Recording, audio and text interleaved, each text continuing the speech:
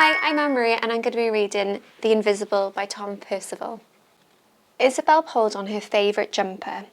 Ice curled across the inside of the window and crept up the corner of her bedpost. It was very beautiful, and Isabel always noticed beautiful things. But there was no escaping the fact that it was also cold, very cold. You see, Isabel's family couldn't afford to have the heating on. Isabel's family couldn't afford to do a lot of things that some people take for granted. But Isabel tried not to worry about the things she didn't have. After all, she and her family had everything that they needed. They had each other. But one day, there just wasn't enough money to pay the rent and all the bills. Isabel and her family had to leave their home, the house which held all their happy memories, and move to the far side of the city. For the first time ever, Isabel couldn't find anything beautiful to cheer herself up. This part of the city looked exactly how she felt, cold, sad and lonely. A family drove past in a shiny car, but they looked straight through Isabel, as though she wasn't even there.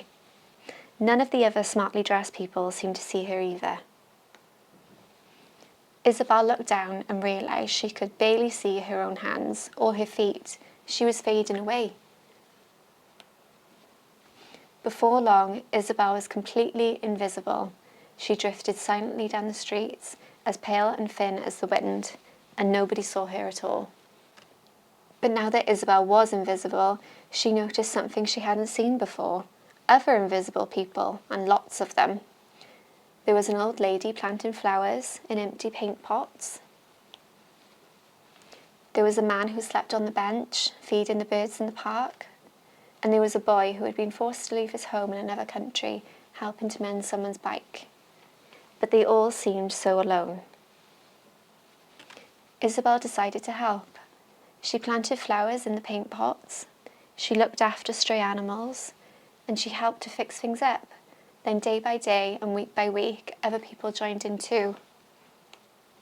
And the more people came together, the more they could all be seen. Soon, Isabel wasn't just visible, she was vibrant, and so was her new home. And that was how Isabel made something very special, one of the hardest things that anyone could ever make.